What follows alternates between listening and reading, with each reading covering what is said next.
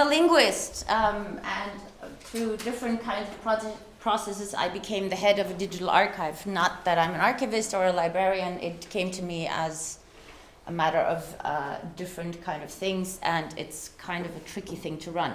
So let me tell you what this is. So the Endangered Languages Archive was created about 15 years ago at SOAS with funding from Arcadia, Rousing, private money. And the funding ran out in 2014, and now it's taken over by the SOAS library. This is an archive for language documentation records, and it's responding to the situation worldwide that because of globalization, climate change, and urbanization, the 7,000 languages that are spoken today are in danger. And linguists predict that by the end of this very century, half of them will have fallen silent. So this money that has come in is to give money to linguists all over the world to go into these places and to record the languages as they're still spoken today, and to bring back this material into this digital archive and make it publicly accessible. So we give grants at about 1 to 1.45 million pounds every year to people all over the world. We have no restriction on host institution or on grantee nationality. So we give grants to the Ivory Coast, to Papua New Guinea, to wherever the application is successful from. And so what this means is that a lot of people who have no training in digital data management collect a lot of data that we then need to get into the digital archive. Make sure you're in the microphone. Hello? I think you can hear me. I usually speak quite loud. Anyway, so the background, the framework that we support is the open research framework. The data should be shared, it should be cited, the research should be reproducible and transparent, and the material should be publicly accessible. This is important to make that difference for us, because these are people that record people talking about their lives, about political circumstances, about the histories. It's personal, it's private data, and we are in a legal, very difficult situation because of privacy rights that we cannot abide by. So when we talk about publicly accessible, what we mean is to registered users of our archive. Anyone can register, but it's not open access in the strict sense of open data. So how can you imagine this? So the way to think about it is, this is Sophie Salfner, who is a wonderful colleague of ours. She gets a grant from us, or HRC, or LabVIEW. She goes to the field with audio and video recorders, and she records people talking, she records stories, rituals. Then she transcribes and translates what they say. She analyzes the sounds of the language. She writes a dissertation, gets a PhD. She published a paper about it, and then she becomes a professor in Nigeria, or a poet in Germany, a boat builder in Spain, a human rights activist in China. So what happens to the materials?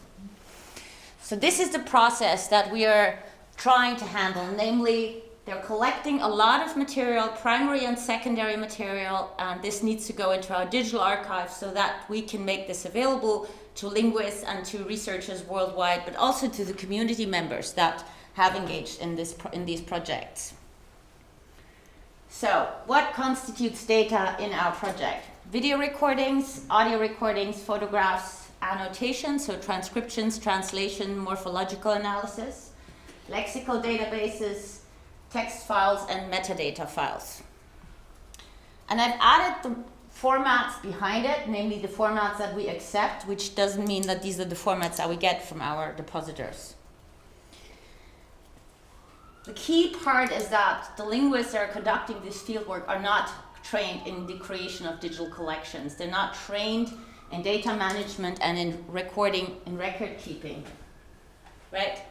So they have a mess on their computers, which is like, Econ 01 story told by, and Gemini, number 1, number 2, number 5, final, and so this is the material that we deal with.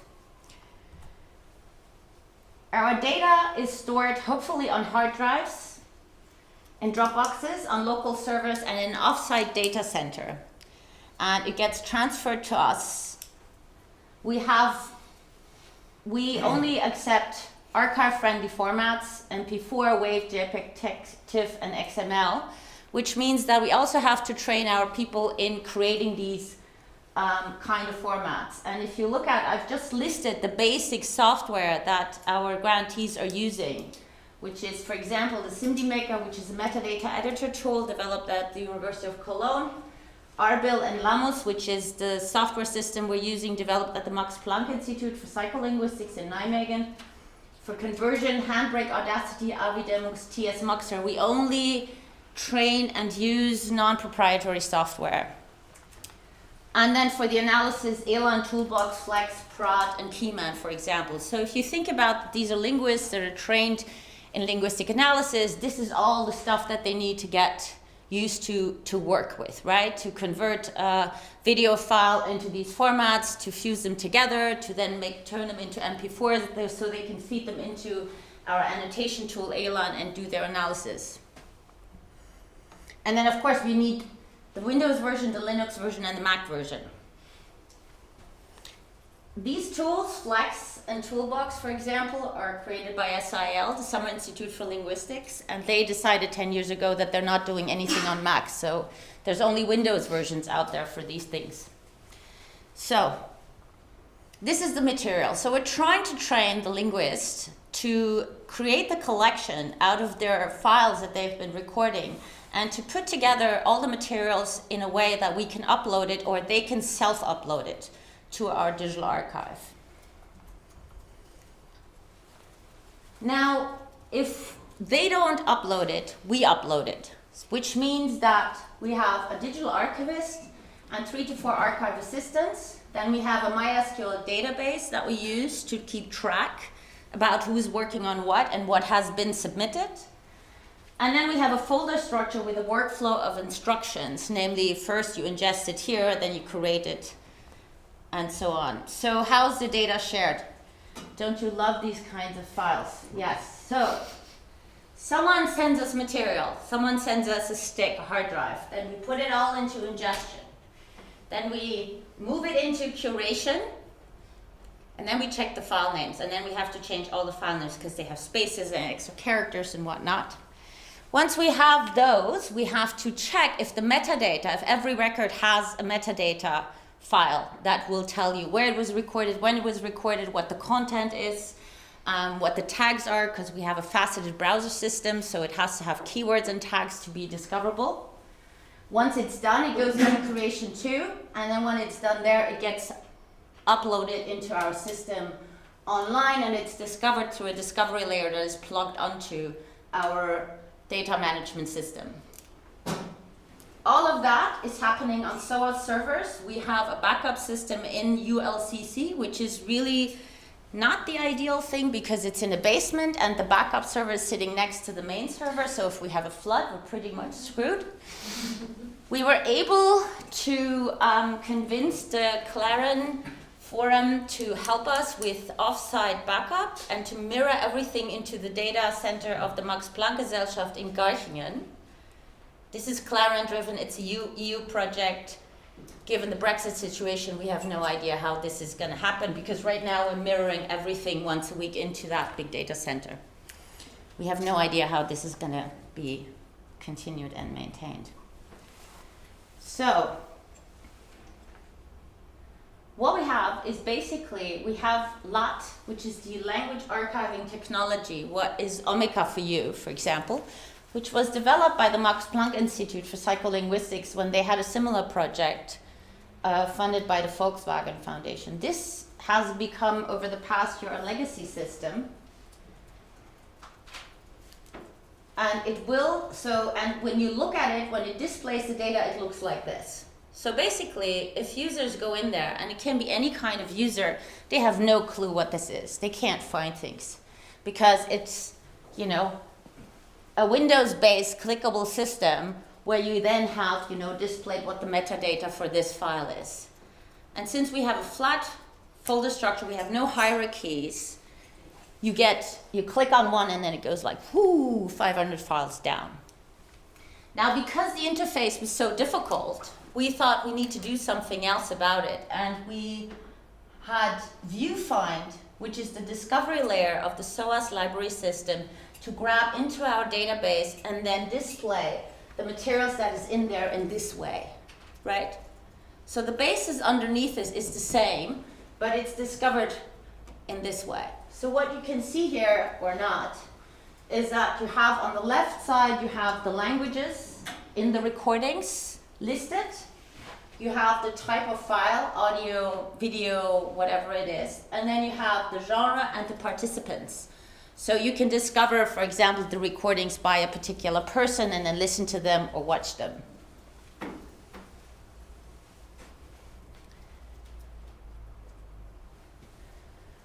This is the back-end entry point where if you deposit the materials, we'll open a workspace for you, you get your node for your collection, and then you can upload your materials all by yourself. Which is, of course, always a problem because the server is down, Lamus crashes, Java doesn't work, the browser has a new update and it doesn't work anymore. So we're constantly like, how do you call the people that put fires out? Yes. Yes. That's what we're doing at all times. Now, our legacy system that we're working with is run by the Max Planck Institute, and we have a student nicely in Cologne who we then call and say, can you please fix this, because we don't have anyone at SOAS to manage the system. But if we have problems with ViewFind, then that is managed by SOAS. So here you have, for example, a landing page of our system, where you can see this is the project, the documentation of modern South Arabian languages, Batari, by Miranda Morris, location Oman, and there's a summary and how to acknowledge the materials. This is where it was collected, and here's the kinds of materials that you have. So this makes the data available to the public and to other researchers, so you can find it through this interface. Now, if you think about it, that the logic that we are applying is we're documenting these languages so that researchers worldwide can share their data and can work with each other. The way this is constructed is as an academic construct, language as an academic construct. Because if, for example, someone in Mexico whose material was collected in Chatino wants to find the recordings of their own grandfather, they can't, because this is all in English, it's left to right based and is heavily text based.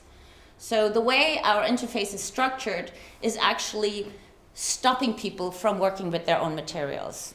Another challenge that we're facing, because we have the hope to make it available to not only the academics, but also to the public and also to the communities themselves.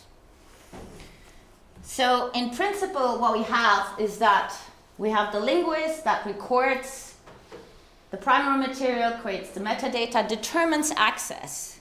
So determines whether or not when you go on a page, you can listen and see the materials, or whether there's access restrictions because there's any kind of sensitivity, right? It could be, it could be a women's language that only women are allowed to listen to. So if you want to see that material, you have to request access from the depositor. They have to convert the materials, they have to organize them and back them up, and then they send it over to us. What we do is we train them, we curate things, we fix things constantly, and we upload it, we back things up and maintain the system. So this is basically what we do. And to make possible that a user can discover, access, understand, use, and cite the materials. So this is basically what we're trying to do and where we stand right in between those two sides. And now comes one of the nicest points in Nathan's question, which is how will your data be archived for posterity? Well, we are now have become part of the National Research Library at SOAS. Before that, we were like our own small unit based on private funding. So now we have been integrated into the Research Library at SOAS, where we hope to have a guarantee that this material will be kept available. However, it's the institutional responsibility, and given the financial crunch on the institutions, the problem is, of course, if this is not used in teaching, why should we invest continuous money to maintain the systems that are running the whole thing? That's the scary part. And this is the end of what I have to say.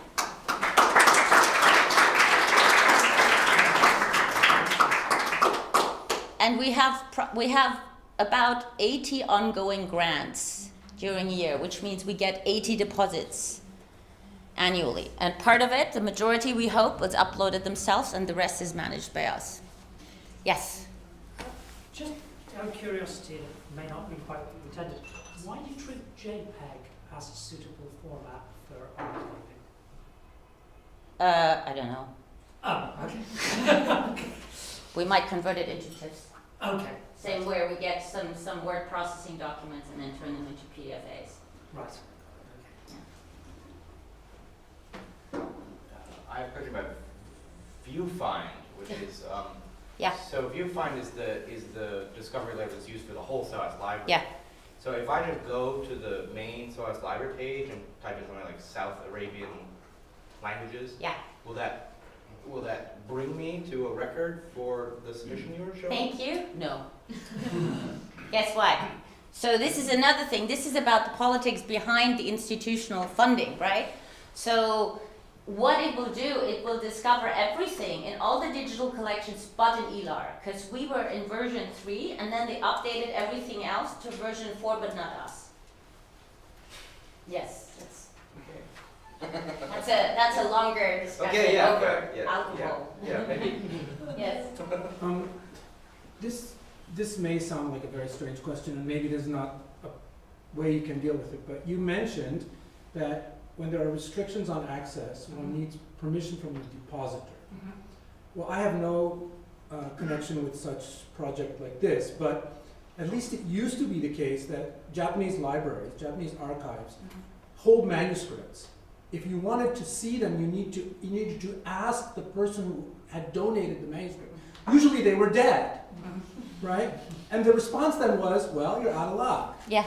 And You tell me. this is just crazy, right? Yes, so the situation with this is because it's a young archive and all the majority of the materials that has been collected is new material, right? This is not legacy materials. Is that the depositor, the collector of the materials, is alive, and by licensing agreement they have to give us the name of a delegate. And if we can't reach the depositor or the delegate, we have a sunset clause, the materials goes over into our management, and then we can determine who can see it.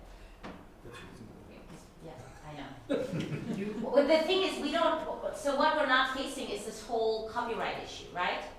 Because it's not written material. These are all unwritten languages, right? We don't have scripts or a text or anything for them. This is all spoken languages.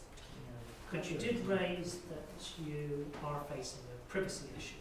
Yes. If an individual subsequently approached you and said the recording that was taken by this anthropologist wasn't really appropriate, right? There are privacy laws in my country, I wish you to obey them. You would be obligated to We'll take them down. remove the data. Absolutely. Now, here's a question. How much of a legacy issue is that for you? Would you feel obligated to remove the data if a delegate subsequently came to you and said, I don't want my grandfather's material still being on this database? Yes. Right, so the data has a risk associated with it Yes. that it could be removed, Yes. I mean, for centuries to come. Absolutely. Right. So because we're working with communities all over the world that have different cultural restrictions. So for example, in Australia, in many of the indigenous communities, if a person dies, you cannot show their image anymore. You cannot show their faces, right? So if there's any photographs of this person or any video recordings of this person, this material will be restricted in access for the time being. So what happened is that when 15 years ago this all was created, we had no idea what we were doing, right? We were just learning along the lines what the digital world actually means. And we honestly don't even know what the whole legislation actually means, because this might have been collected in Papua New Guinea by a French researcher and it's sitting in the UK. So it's all a gray zone and we're trying to fly under the radar here because we don't really know what it all means and what comes with it.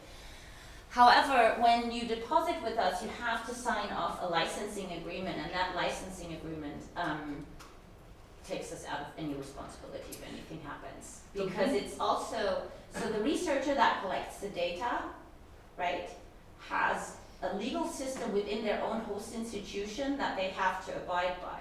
Now, the interesting thing is, because we're funding worldwide, the Anglo-Saxon systems are very restrictive, right? So you have to go through IRB control in the US.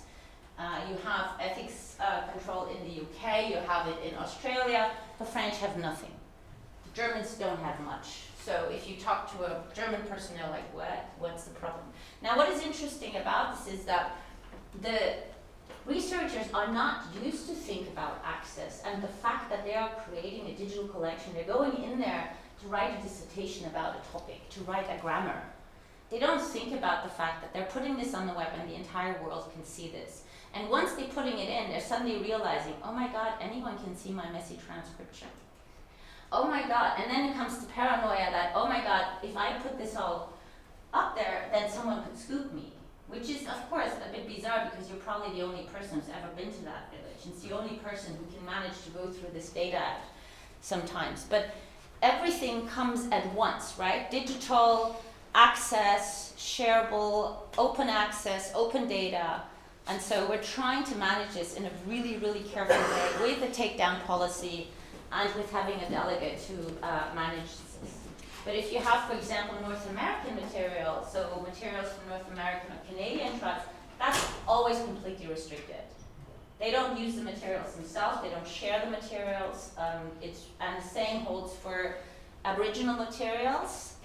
Africa, Brazil, really problematic. And you can now see over the past 2-3 years, the situation is changing, for example, in Australia, because the elders that, survived genocide, whose children were taken away and are burnt by white people, are now saying, actually, no, put it all up, because my grandchildren don't speak the language anymore. And actually, their grandchildren are putting everything on Facebook anyways, right?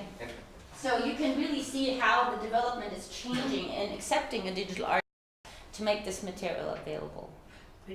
I'll mention the reason that was in the back of my head when I thought that the British Museum collected various artifacts that were bodily remains in the 19th century and the late 18th century under what it presumed to be good practice at the time, with the intention that these would form part of an ongoing collection. And of course, about 10, 15 years ago, people in hospitals in the UK treated the remains of children very badly, and the UK changed its laws for that.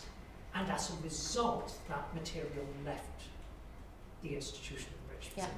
Right? So this wasn't an effect of somebody somewhere just deciding that they didn't particularly like their grandfather being there. This was a completely unintended consequence of a change in law some 200 years after the initial collection. And that was why I was raising it, that these kinds of possibilities that your data is effectively not very robust for that these primary source materials could kind of vanish at some point in the future. Was why I was. There's not. That's one of the things. But anyone who deposits with us has to have consent from the people that they're recorded with. One place where we observe the changes in legislation right in our faces is nudity and child pornography. Now imagine, this is a village, like a this is a sign language village. This is, they have hereditary deafness of 2%. Everyone speaks the village sign language, and there's recordings of people, signing away and speaking away, and there's 500 naked children running around. I have to restrict that, right? Because of the Americans, and actually the French. What's the probability that someone will go now and go into the archive, register, and then find child nudity of little children running around? And do we need to now go through every single recording and look if there's, a bare breast or a naked child? So we're in that realm too, and it was one of the discussions we had with what are we going to do with this stuff? Any other questions? when you're talking about consent to the original interview, are you also talking about copyright? Is there any notion of copyright in terms of the restriction, or are you just talking about more like access restriction? Access, Okay. 'Cause- access, access, So nothing there's else. there's no copyright consideration? No. It becomes tricky when we have songs, right? When it becomes music, then it becomes really, yeah, exactly. And these are artists. So if we have, for example, a song set collection from Aboriginal Aboriginal tribe with ethnomusicologists, that becomes really, really tricky. But when we talk about consent, it's also a bizarre concept of, you know, how do you get consent from someone who has never seen a computer and an internet? Yeah, here I consent that this is. So, but we have to have, or the depositor has to have this consent based by the university. And there's legal bizarre situations. So we fund someone from Berkeley, and the research officer was very zealous. They had to sign the licensing agreement and said, we cannot sign that licensing agreement. The researcher is a PhD student, cannot sign the licensing agreement. We, the university, owns the material. And I said, if you tell this Brazilian tribe or this North American tribe that you, Berkeley, own this material, there will not be any more linguistic research because of the whole colonialism discourse. Right. So that's when I said, okay, take the licensing agreement out of the contract and just send it to the PhD student himself to sign it, and we're going to be fine. So we have to manage all these legal problematic situations because no one knows what's actually happening, and there's a lot of bizarre kind of conflicts that are coming up in these kinds of, with this type of material. And music is tricky. Yeah. Because that's copyright, and that's, so when you sign up for us in our archive, you have, so this is why we call this public access. You have to sign up, and when you sign up, you abide by our Creative Commons, whatever, you know, non-commercial, only educational use, blah, blah, blah, blah. And we allow people, if you want, we would watermark the materials. Just to, yes? On a different topic, I was just wondering, when it comes to thinking about these processes Yeah. of data management, Yeah. file formats, and you know the nitty-gritty of those sorts Yeah. of details, are there any conversations that are had between your projects and other projects doing similar work, i.e. curating, preserving endangered languages Yeah. or literature? Or are these processes sort of thought up within these individual projects? So there was we founded it, we have an organization called Delaman, which is for Endangered Languages Archives. And it's really interesting because all the Endangered Languages Archives, the archivists are all linguists turned archivists.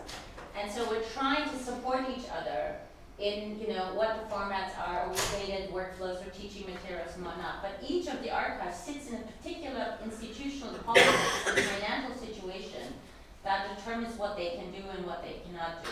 But when it comes to those formats and whatnot, we look into best practices that are generally agreed upon the archiving and library institutions about formats. So we follow those guidelines on the bigger scale, and then we help each other on the smaller scale. What kind of non-proprietary software can you use to refuse the files that come out of a prosumer camera and all these kind of things. And right now we're trying, for example, to invest together into an updated metadata editor, right? So they have a very simple interface because we hate Excel sheets. Too much freedom. Okay, I think actually it's time to thank Mandana